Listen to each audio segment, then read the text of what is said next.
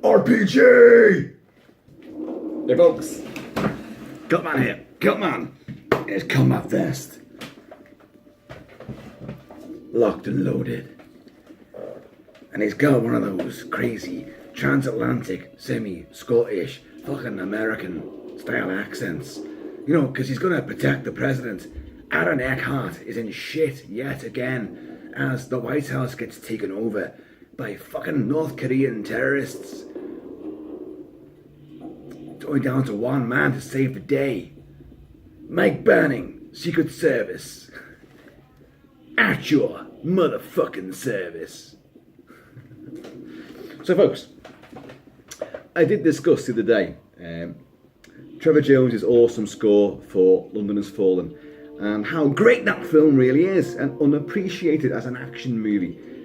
But of course it was a sequel to the original 2013, directed by Antoine Fuqua, who is an amazing action, visceral, exhilarating director. Olympus Has Fallen, which came out the same bloody time as that Channing Tatum pile of shit with Jamie Foxx, White House Down. It's funny how you wait all your life for movies about the White House being taken down by terrorists, and then two come along at once. But one, and you all know which one, is the better one, the one to watch. Gerard Butler! Oi! Gerard fucking Butler! For Sparta! For fucking Sparta, you motherfucker! For Glasgow! Oi! For fucking Glasgow! And I love this movie. Trevor Morris scores the film. He scored this film and he scored the sequel, London Has Fallen. This is a tight, dynamic score again. It's perhaps a bit more, I don't know, brash and exhilarating in London Has Fallen with the action sequences, but I'm going to pick out two scenes from this film, two action scenes which flow into each other, and they are the opening attack, the air assault upon the White House with a C-130 North Korean piloted coming into Washington airspace and taking out the jets that come to intercept it, and then laying waste to Washington. And that great big needle-shaped pillar thing. What's that called? I've completely forgotten what it's called. And then finally crashing onto the lawns of the White House. And then the ground assault goes in one of, I think, action cinema's most nightmarish and frightening sequences that I've ever seen. And it's haunting, it's harrowing, it's exciting, but my God, it lingers with you. It's a horrific battle sequence. But anyway, let's get on to this now. I'm not going to discuss the film at length, really. I might actually come back to it again with a proper full review, or even like a part 2 to this, because really what I want to do is discuss the way the music, Trevor Morris's music, works in sync with what you're seeing on screen, with these two incredibly dynamic, awesomely choreographed and directed action sequences. So let's get on to what's it called now? White House air attack. Now, to set the scene, Mike Banning, played by Gerard Butler, is President Aaron Eckhart's best mate and top security guard. But owing to an accident a couple of years before, where sadly the president's wife is killed in a traffic accident on a snowy road and a bridge, Mike, it's not his fault, but Mike just takes it. Oh, I can't do this anymore. I can't work that close. Takes a fucking desk job, a boring desk job, but in DC, and then he will witness, as this amazing South Korean peace envoy comes to the White House to meet President Asher, and played by Aaron. How do you say it? There's two A's in it, and it's like, is it Aaron or Aaron? I never know. But this peace delegation is there. But of course, you've got Kang, played by, what's his name? I've got it, don't worry, I've got it.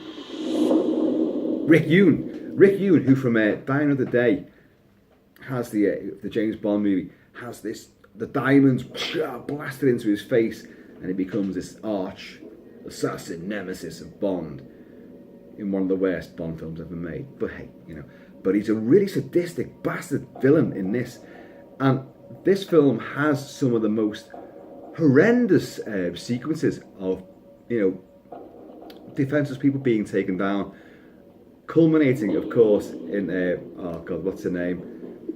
Melissa Leo plays the Secretary of State, Secretary of Defense, and she is beaten up and has to do the walk of shame through broken glass, barefoot, and they're going to shoot her in the back. But hey, Mike Banning will save the day, and she will appear in a sequel. But my god, it's harrowing what they go through. Now, your politics, I don't give a fuck about. American foreign policy isn't the best, nor is the UK's. But when it comes down to it, and these cunts come in to take the Western world down, well, I'm not going to side with them, am I? No! Kilt-Man, no way! He's going to fucking take you down with a vengeance. And the thing about Gerard Butler's character in this, he really, because he tortures them, he taunts them back, he tortures them, and he's a complete bastard. And it's great because it's what you want to see. We watch beheadings, well, we don't watch them, but they are filmed and they are put out there. These bastards go out there and do horrendous things. They kill women and children, they do all this sort of stuff. They bomb soft targets. Yes, I'm getting political now, I'm getting fucking agitated. But, so when you see a payback, gratuitous, jingoistic, saber-rattling film such as Olympus Has Fallen, hey, I think there's something wrong with you if you don't go, fuck yeah, take them down, motherfuckers. And I mean it, there's something wrong with you, you don't feel that way. So, anyway, they've gone in there, the C-130 comes in, wreaks havoc around DC. Banning runs from his desk job to get out there and save people. He realises clearly, the White House is the target, and his best mate, the president, is in there. Gotta save the day. And then the ground assault will take place. But here, let's go through with the air assault. The air. Where is it now? White House air attack.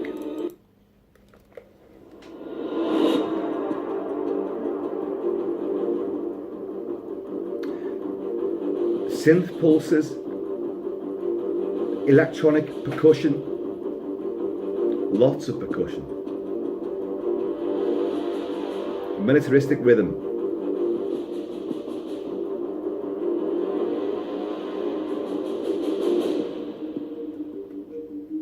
These little suspenseful synth noodlings, love these.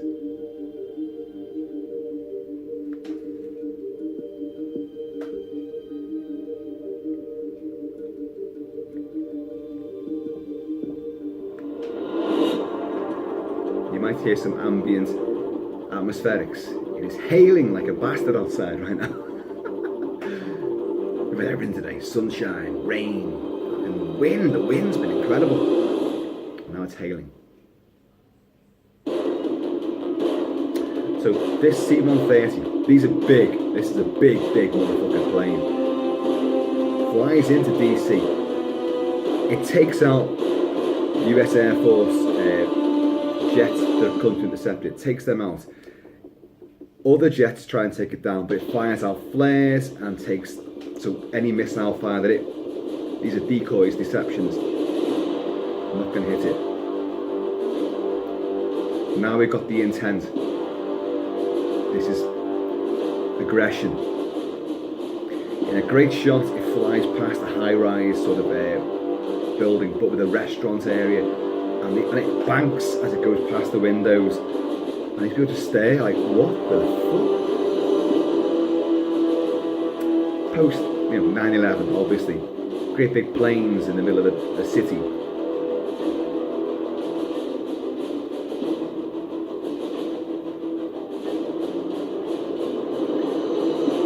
It begins to strafe the streets.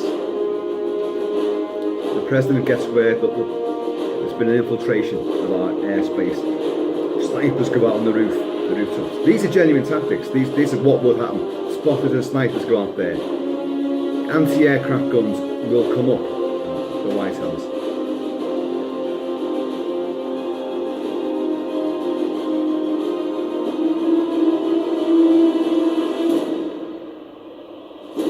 This is where it's banking.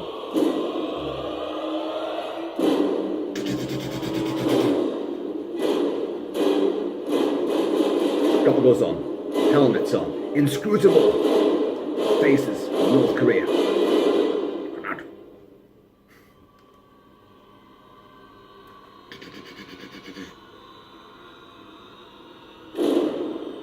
Banning realizes, shit, I'm running. Get down, stay down. Security guards, police, law enforcement,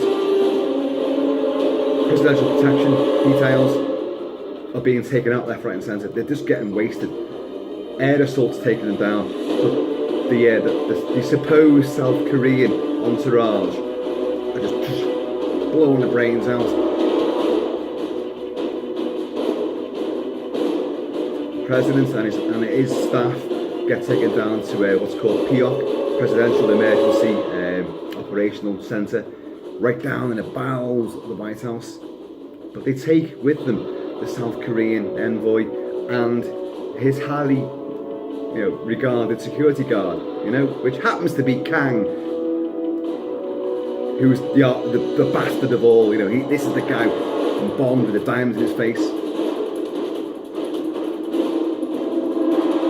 He's a real superb villain.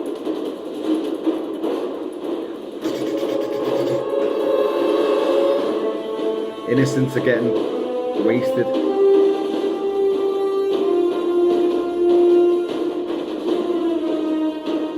Incidentally, seeing a sniper on the roof to take out a plane, by the way, it can be done. It can be done.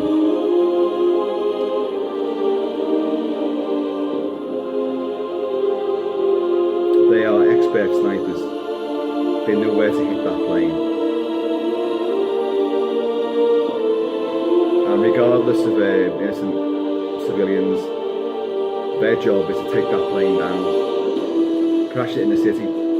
Yeah, sadly, they will.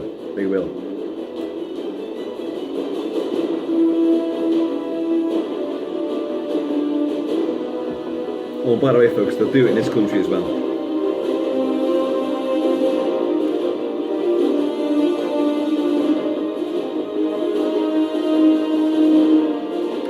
Very brash, militaristic theme from Trevor Morris here.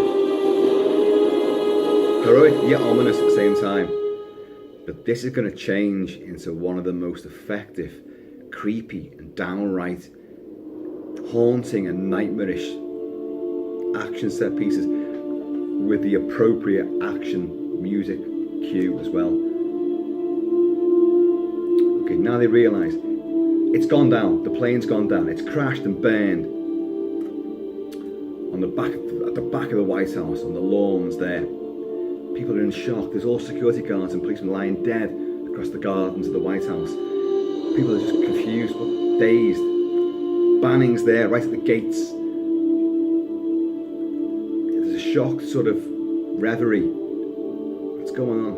What happens next? And then Banning will spot two clearly Korean, Asian-looking blokes who are walking towards the fence with backpacks on.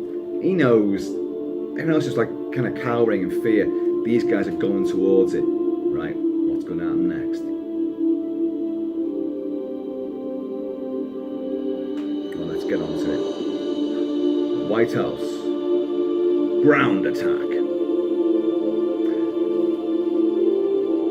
Because he's going to go near. He's like, hey, get the fuck down. And he'll take out one of these guys, but the other one just goes, pulls the detonator, blows himself up, and takes out a chunk of the fence. Banning gets blown away, gets a bit of ringing in the ears, gets up, And all of a sudden, the first rank goes in. Loads of North Korean, male and female, guerrillas arm up and storm through these broken barriers. RPGs take out the guard towers. An entire army moves in.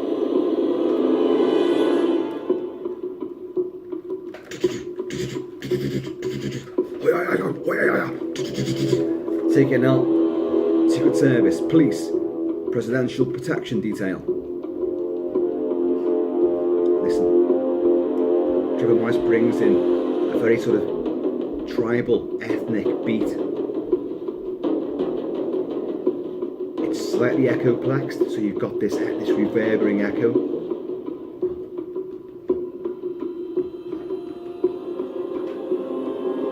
These sliding, ominous synth tones in the background.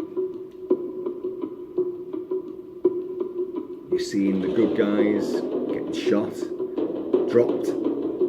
This army just moves in, banning. With like a few clips for this 9mm. Runs up, takes up positions. You see this female Korean sniper. Bitch that she is. Great shot as well. Takes out several coppers. Headshots. Banning. Behind a tree. A baseball cap flies off. And drilled through the head. Down she goes.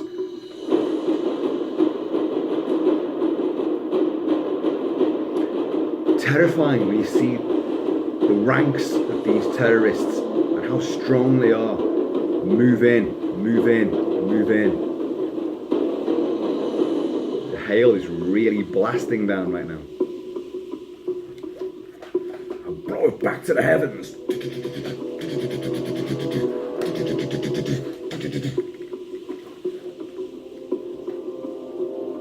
These ethnic sort of beats and rhythm.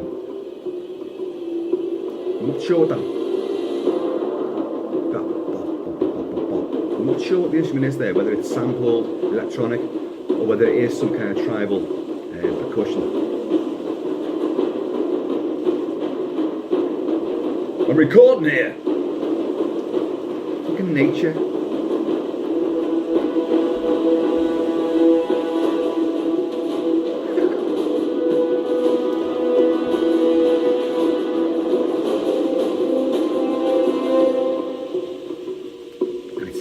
Surges, it builds, then it pulls back, then it builds again to another crescendo.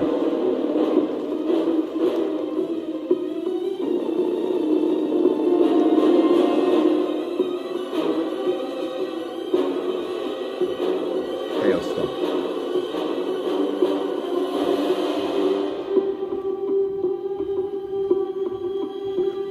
Isn't it great?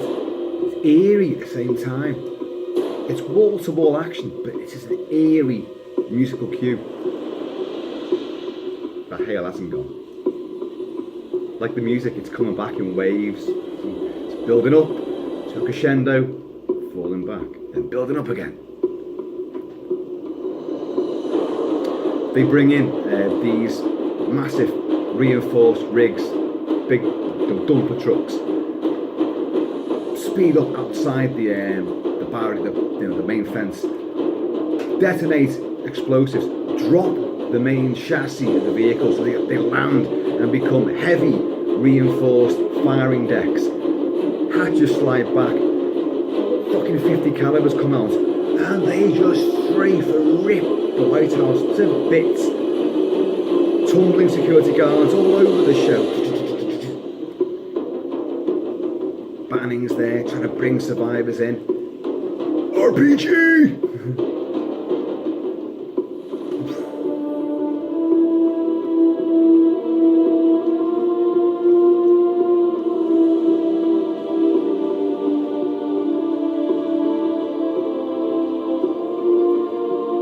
Die Hard in the White House.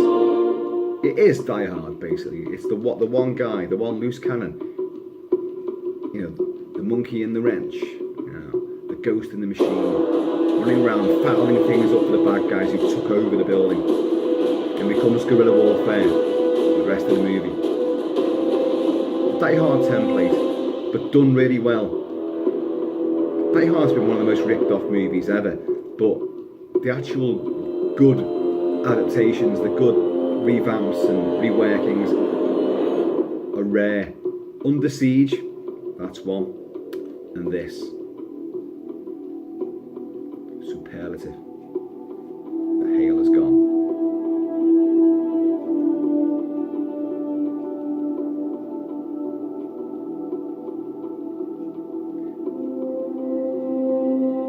And there's something really horrific about seeing the stars and bars shot through and being dropped to the burning wreckage on the lawn outside as these celebratory North Koreans, you know, just have took over the White House. Olympus has fallen. Olympus has fallen. And they turn and he goes, fuck you! The last surviving Secret Service man. And he gets shot to bits. But Mike Banning is in there. Mike Banning. The only Secret Service man from the Highlands.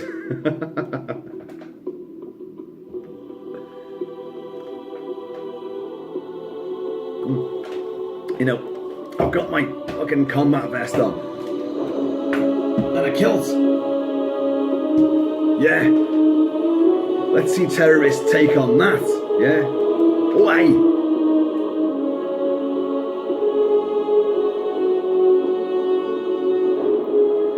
Bodies everywhere.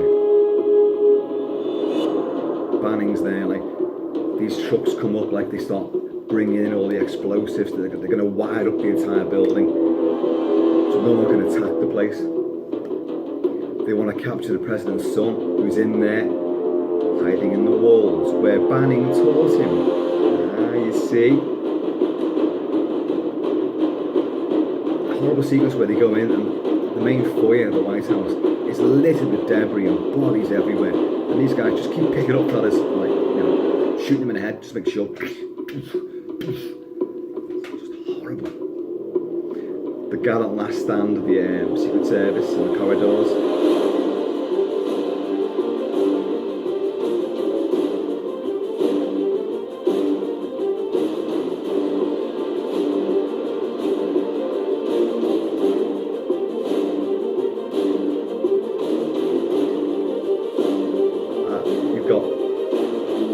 Morgan Freeman as the Vice President, who will just sit there at a desk and stare at multiple screens and bark orders and ask for coffee in a proper cup, not one of those plastic or styrofoam efforts. And he'll lend those huge tones of gravitas, that wonderful voice of his.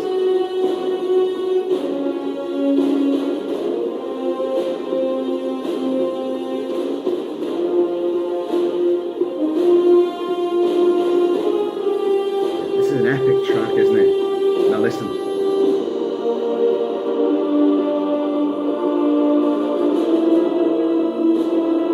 Olympus has fallen. Olympus has fallen.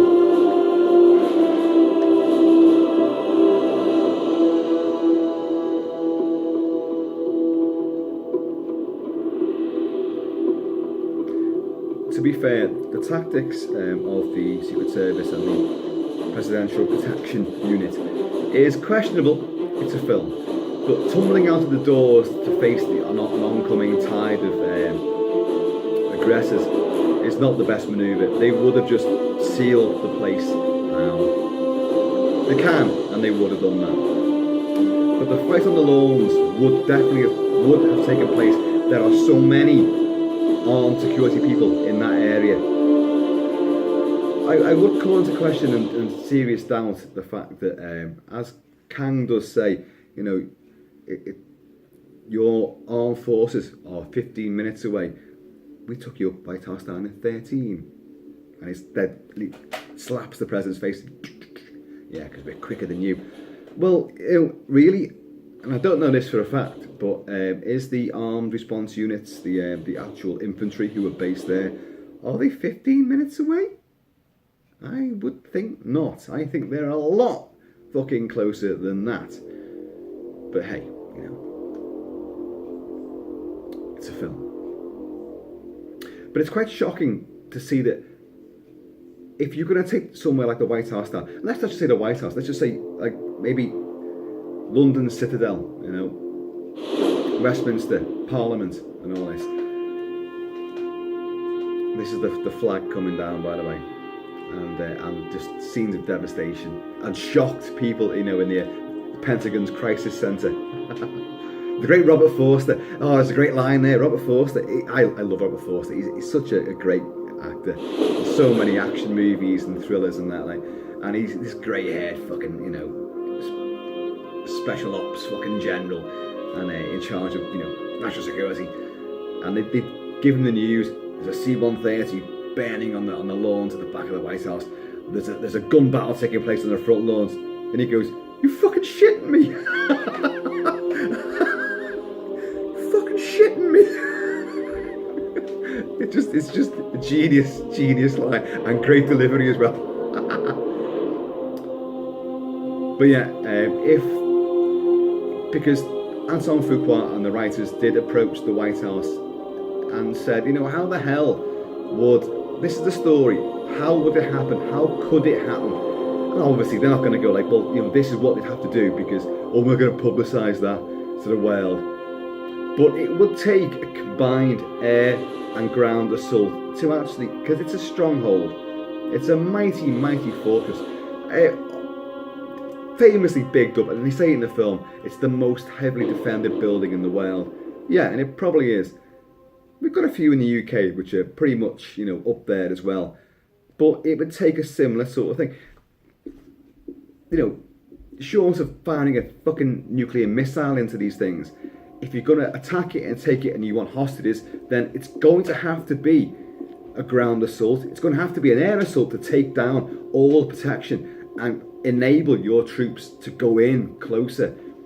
You've got to, it's shock and awe again. You've got to lay waste to a place to enable your ground forces to go in there unmolested, or at least only partially molested. Don't want to give ideas out here. Because you know what happened. When the chips are down, they're going to call for Kilt-Man. Kilt-Man will be there like a fucking lightning bolt. A Celtic lightning bolt. A tartan thunderclap of fucking pure vengeance. And I think I could probably do a better American accent than Gerard Butler anyway. Y'all. I love Gerard Butler though. He's got this, like a bit like myself, he has a bit of a jowly face. He's got a very sort of small, his face is great, it's like a stone wall. Right? It's fucking intense. But he has like almost like no chin. His face just seems to stop a bit early. So he has a bit of a jowly bit coming down here. And hey, I like that. Speaking as a man with jowls himself, whiskey depositories. Like a hamster puts food in his cheeks, and stores it for later. Whiskey deposits, So it's good night when I'm lying there in bed. I go, whiskey. Slurpy.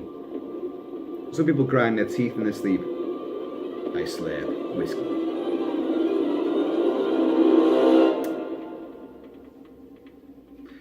See, we've gone into a bit more of the soundtrack here, which is obviously it's banning, trying to find intelligence, trying to set up comms with the Pentagon. He knows all the codes, he can do all this. He also realises that these Koreans are also looking for President Ash's young son,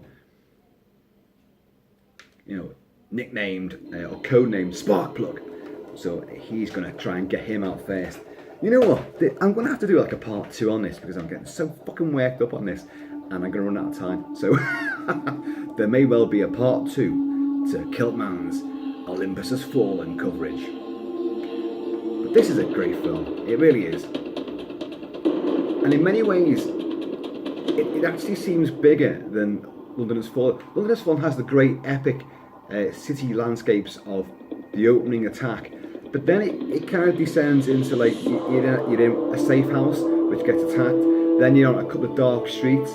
Then you go into Another couple of streets, again at night time, nocturnal, barely lit battle. There's a bit on the subway, but the large scale effect isn't really there. Whereas in this film, the vast majority is set within the White House, but that air assault and that ground assault is huge. It's huge scale, and you know, it's the better film. Plus the payoff is better because he has a hand-to-hand battle with Kang, and Kang's a right motherfucker. You know, he can handle himself, put it that way. And I don't think about Gerard Butler's portrayal of Mike Banning.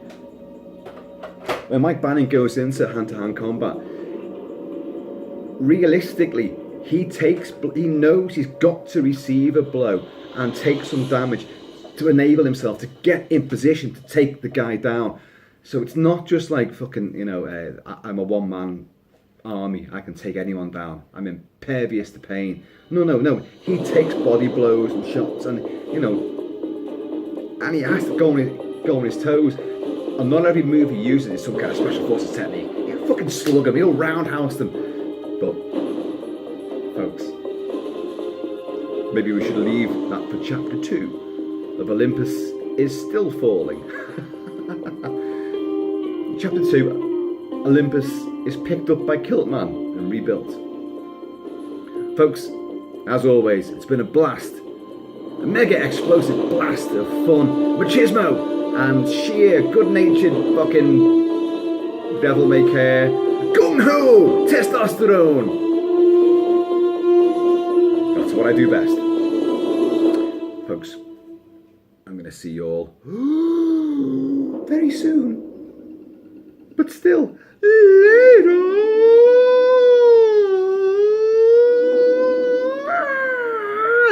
Olympus has fallen. Olympus has fallen.